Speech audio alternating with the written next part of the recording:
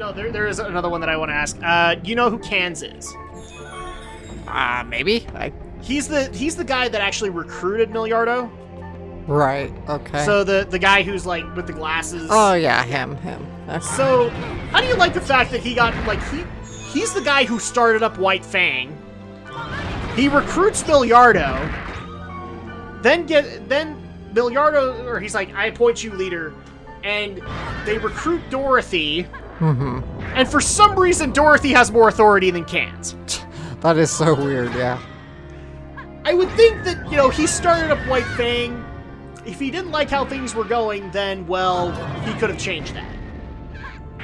And no, he accepts it. Mm-hmm. That's one of the things. Like, if you just didn't want to have Cans in, then don't create Cans.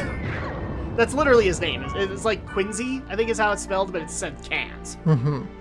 And in fact, that also goes into Endless Waltz, because the threat that comes out of that, Cans knew well about, and told Miliardo about it. So that's another thing that we get to deal with in Endless Waltz. No, this is actually where I think Wing gets good, where it actually feels like a legit awesome series, and the stuff of Legends that everybody says it is. I would actually dare say there are points in Wing where it slows down, and it's hard to get invested. Yeah, I'd say so. But around this time when Zero and Epion kind of come into play, and we start heading towards Endgame, it gets better. Just because now we've created these problems, now we can fix them.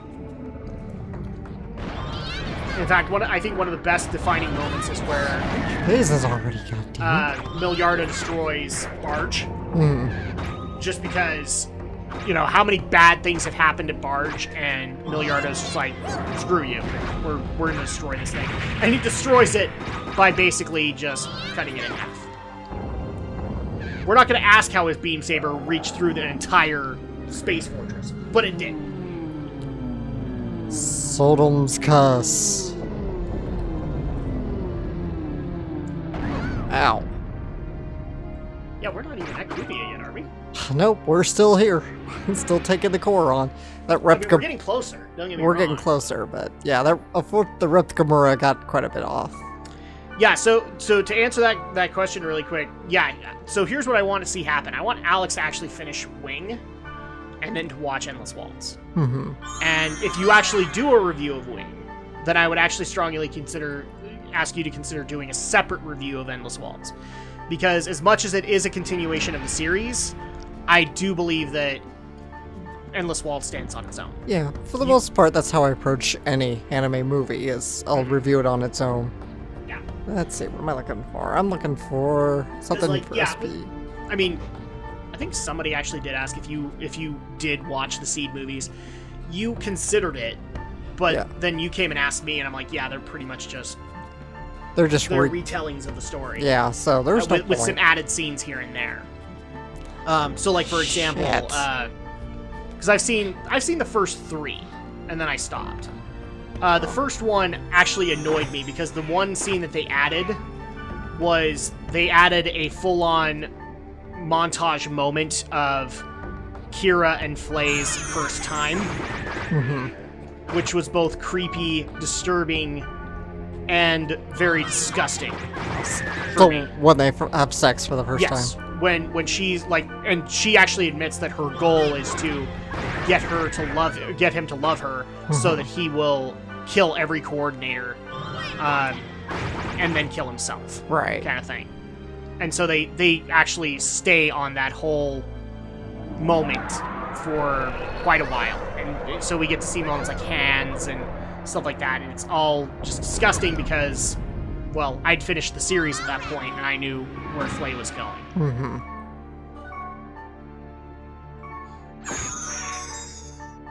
And at that point, I gained respect for Kira, and officially hated what Flay was doing. Which makes sense, right? Right. I mean, I've said it before, Whoops. And people have actually wanted me to come in and do like a co-review with you just to explain it even further. But Flay, in my opinion, is a horrible, horrible person. And there's no easy way to say that. Other than, yeah, she's horrible. And people have been justifying to me that, well, she had this and this and this happen. Well, she had a choice, as far as I'm concerned. And she went the absolute worst possible direction she could have gone with any of it. Because at that point, they're... Stupid rep Gamuras are getting shit on. Because, I mean, with Flay in her prime, when she's doing all this stuff, she is no different than Azrael. She is no different than Patrick Zala. Right. And so at that point, there's no, like, a lot of people justify to me she's a sympathetic character. No, she's not. I don't even see her that when she's very timid in the latter end of the series, because the first thing that comes to my mind is all of the horrible things that she's done. In fact, I'll personally admit this. Worst scene in the series, as far as I'm concerned, the whole scene with Kira and Flay after she dies. Because the entire time I watched that, yeah, that was good for Kira, but for a viewer, it was, you are a horrible, horrible person. I hope you burn in hell. I have no problem admitting that. That's exactly my thoughts. Flay's a horrible person. Oh, look, more jihad. Yeah, Cubia. And ow. Almost died. Owie. Ah, jeez. She needs more. I haven't had really time to recast my buffs. Oh, actually, so if you don't mind me going off on another tangent, somebody has actually asked, like, now that you've seen some of the other more classic villains in the Gundam series, and you have such problems with Flay and with Shinosuke and a couple of others, do you now see them in a better light compared to, say, my problems with Amuro or my problems with Puru? No. Oh, okay. And the reason that I don't is because I always judge things differently. Because different circumstances. Go ahead. You had a thought there. Oh, no, because I thought you were asking me, but they're asking you, so... No, they were asking, like, us in general. Oh, okay. And it's one of those things where I don't judge any series in continuity. Like, even the Universal Century stuff, do I compare Amuro and Char to Camille and Jared? No. Because it's a different kind of conflict. And it's different stakes involved. And so at that point, I literally look at that and go, no, there's not enough there for me to judge it compared to that. Now, would I top 10 it and say, like, this is the worst and this is the least worst? Yeah, sure, I'd do that. But I would never compare, say, Flay or Muruta Azrael to Milliardo Peacecraft. Or to G Gundam's The Dark Gundam. I would never do that. There's just different circumstances. And for the record, if people want to know what my opinion is on the Dark Gundam, it's one of the silliest villains of the series when you break it down. There's so many problems with that whole storyline that, yeah, it's got issues. And that actually, like, people have asked if I'm ever going to propose G Gundam to you, Alex. I think I have. Yeah, you have. I don't know when we're going to do that, but yes, I would recommend it, especially if you want to laugh. Because you could have a good laugh for G Gundam. It's so close! Oh, good, I got it. If for no other reason than you need to have that moment where Domon screams into your television screen, "This anime glows with an awesome power!"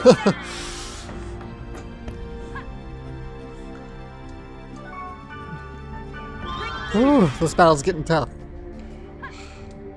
Oh, it looks like the next one is Cubia. Yep, so we're finally getting to Cubia. He's like, hi, I'm Cubia.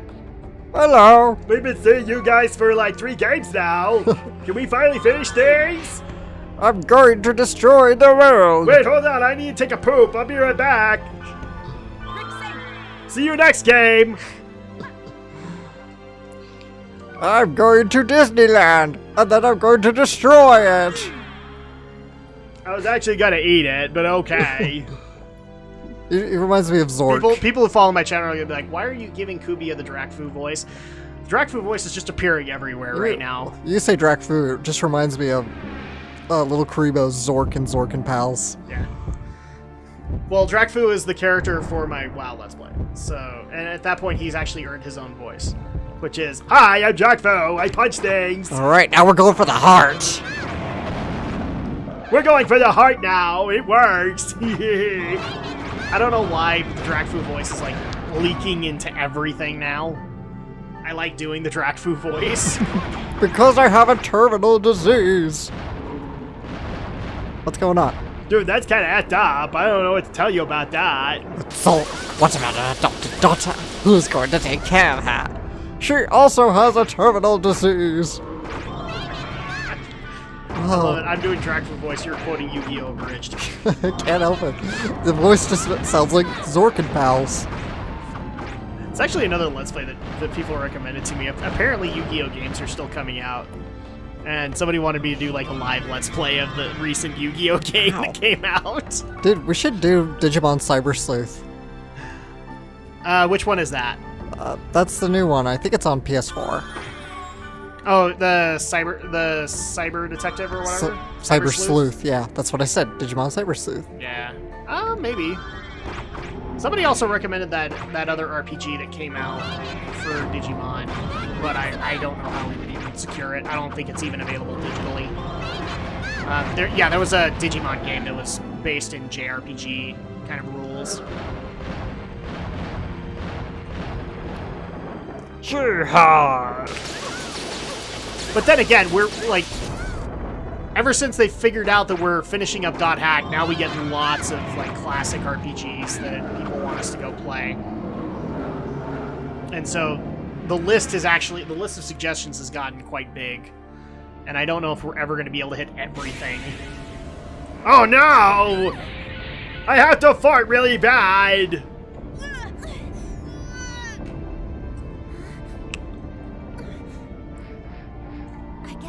Running away. Fine, then let's settle this. For just once, I'll stick with you till the end. You've been sticking with us till the end the entire time, Black Rose. Yeah, what's up with that line?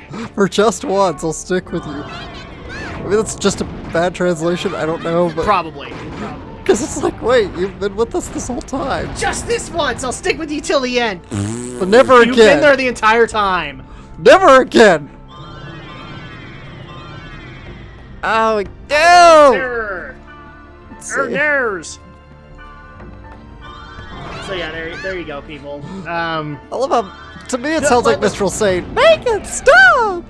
So let me actually bring a couple of these to your attention, since you're obviously very busy, and I obviously want to confuse you. Yeah. So a couple of the ones that got brought up. Obviously Chrono Trigger, it gets brought up a lot, and I don't know how we're going to do that. Yeah. Because one of the problems is that both of us want to play Chrono Trigger, but neither of us wants to play Chrono Cross. It's true. So at that point, it's like, yeah, maybe we shouldn't do this. We should do it. We really should. We should do it, but how do we do it? Like, I want to play Chrono Trigger. You get to play Chrono Cross. I don't want to play Chrono Cross. A couple have already made the list, so I'm actually kind of happy that this got brought up as a suggestion, but it was already in the list to begin with, and that is Lunar. Mm-hmm. Just because I want Alex to play Lunar. I want Alex to see the story. It's actually, in my opinion, the greatest love story I've ever seen. Oh, that's nice. So at that point, I want to be able to show you that. And then another one, Legend of Dragoon, gets brought up a lot. And that is on the list somewhere. So don't worry about that, guys. We're going to take it on. I don't think Alex is going to have a qualm with that. Mm-hmm. It's Legend of Dragoon for the PS1. Right. Xenogears came up. Yeah, Xenogears. And I can already tell you, I don't want to spoil this too much, but when we get to Xenogears, there's a reason why this has to be on the list. I'm not talking any other thing other than there is a personal reason, a personal stake why Xenogears must be done on Dragon Shadow. Mm-hmm. So it was on the list. Dragon Quest. I don't know if I want to do that one. Just because some of the games we can't even do. So like Dragon Quest VII, I don't want to pay $300 for a PS1 version, and the other version's on 3DS, so we can't record it. So I don't know how we would do Dragon Quest, but we'll keep in touch with you guys. That and it's a really long series, and I don't know if I want to tackle like a really huge series again. I'm already doing Final Fantasy, people. I'm in 6. I'm in 6 of 12. Well, now 15 coming out in November, and 2 of them are MMOs. I don't know if I want to... And people actually did ask, why aren't you doing Final Fantasy if you're such a fan of it? Very simple. It's one of those things that I wanted to do on my own. Yeah. And it was very hard to get Alex to join along for 13 games. I think the exact quote for you, Alex, was when I brought up Final Fantasy the first time was like, oh god, no. We would never be done with it. Yeah. So much for being a Final Fantasy. That's why I did it on my channel. Yeah. I have a love for it. And I started with Mystic Quest, that one that Pro Jared didn't like, but I had no problems with. And then now I'm at Final Fantasy VI. So, and I'm going all the way. I have officially added 15 into that canon, so we'll do that too. Grandia got brought up. And I have no problem with doing Grandia, but I'm worried about securing copies. Because Grandia is one of those series that got moved from console to console to console. There's actually the superior version of Grandia 2, I think, is the Dreamcast version. We don't have Dreamcast, people. No. So we can't do that. We have to go with what's probably an inferior version. So I don't know if that one's going to make it, but Grandia is actually fairly short. So maybe we'd be able to do it. Skies of Arcadia, which is a Dreamcast and GameCube classic. That might get... because it's a one-time entry. So maybe. Another one is Ni no Kuni, Wrath of the White Witch. I don't think we can avoid doing that, because Studio Ghibli made it. Well, they probably did the art for it, right? They worked hand-in-hand with it, yeah. So Ghibli was responsible for the art, but with that they also helped with some of the systems. And I believe they actually... well, no, they didn't help with the systems, but they helped construct the story for Ni no Kuni. So you have that. So I don't think we could avoid that one. Persona. Yeah. Maybe. I don't know how I feel about that one. Again, that's a really long series. Oh my god, he's healing himself! Oh no, he's turning into Sephiroth! Literally, is he healing himself to full? Yep. It's Fucker. I hate it when bosses do this! Yeah. Do you think we can really defeat it? No! Oh, are we gonna have the ultimate moment? Strike my bracelet. You want me to do what? Hey, what the hell are you saying? If they're two sides of the same coin, then this would settle it. But the bracelet, it's... Forget about the bracelet. We're in danger. If you can't do it... Oh, all right. Fine, I'll do it. I'll do it. Are we actually gonna have her pull a Star Wars? Yep.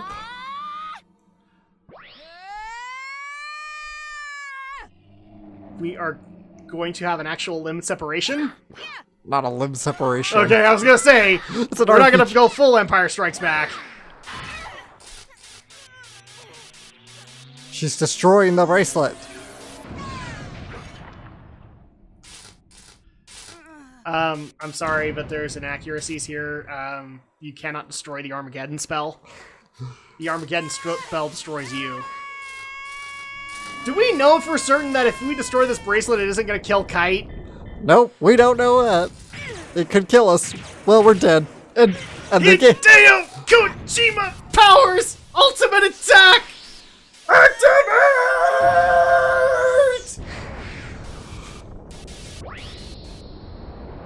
Huh. Didn't realize it would have a Gundam funnel attack.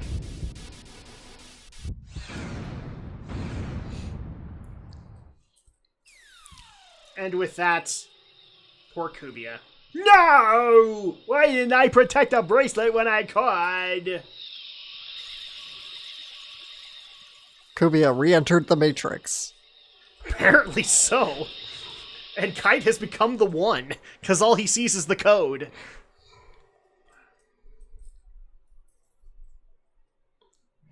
And we broke the world. Again. We've lost our Joker. So, this is time number 3, right? The enemy lost Cubia as well. Is there anybody else we And- can blame? We have Aura. I'm sure there is a way to defeat the wave. I've called the operation personnel. Let's have this conversation in Omega Server Root Town. Yeah. Well, that got depressing. Yes, yes it did. All right, so we've got another cutscene. Apparently, we're gonna figure out our final plan of attack. Yeah. We're able to come back. No, you're not. I guess we should You don't save come the back from game that. at the recorder. Wise idea, Black Rose. We should save our game. Is she saying that because it's point of no return? Yes, we're getting to that.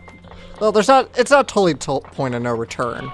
We'll still have opportunities to stock up on what we need before the boss itself. Okay. It's like, the last boss is unique because we don't have to go through a dungeon to get to him. He comes to us. Okay. Alright, so what do you think? Do you want to trigger the cutscene, or do we want to just call it? If we trigger the cutscene, do we actually get to stop? Not in the middle of the scene, but once it's over, we'll be able to stop. Let's do the cutscene, and then that'll be kind of a good ending point to kind of get things ready for the next recording session and end game. Alright, actually, I'm gonna go ahead. I was gonna say, aren't we in the root town? So Yeah. all we need to do is look for him. I don't know if they'll show up on the map, but Well, they might be in a different server. I don't think so, though. no, she said meet up at Omega Server Root Town. Oh, yeah. No, we don't care about you, Rocker Grunty. Baby. Not that kind of rock, man. Not that kind of rock.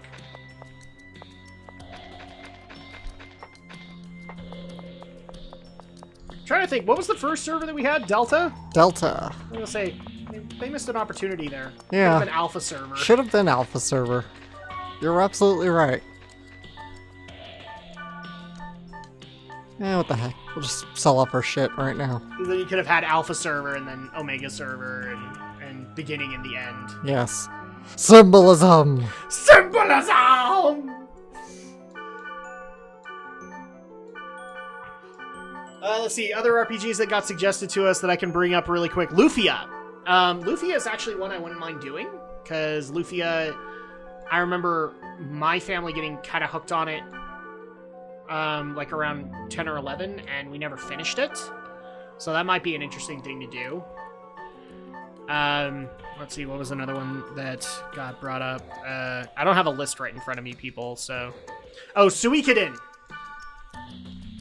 Probably not. Because with Suikoden, we'd have to be completionists to be able to get the proper ending. And frankly, in my opinion, and even though a friend of mine does not share this opinion, the only good ones, in my honest opinion, were like the first 2. There are 5 games. And 2 of them are hard to muscle through. So I don't know if we would do that. Golden Sun is another one that gets brought up. I'd actually like to do that, because that's one of those Game Boy Advance RPGs I never got to play. Mm-hmm. So that might be fun for us to be able to go do.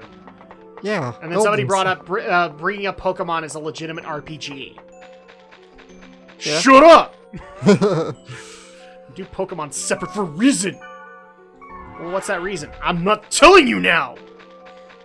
No, I think Pokemon's gonna stay where it is. Yeah. I think we like where it is. Because it's cool to be able to do things like Banjo-Tooie and then bounce to a little RPG. Mhm. So, I don't think that's gonna change anytime soon.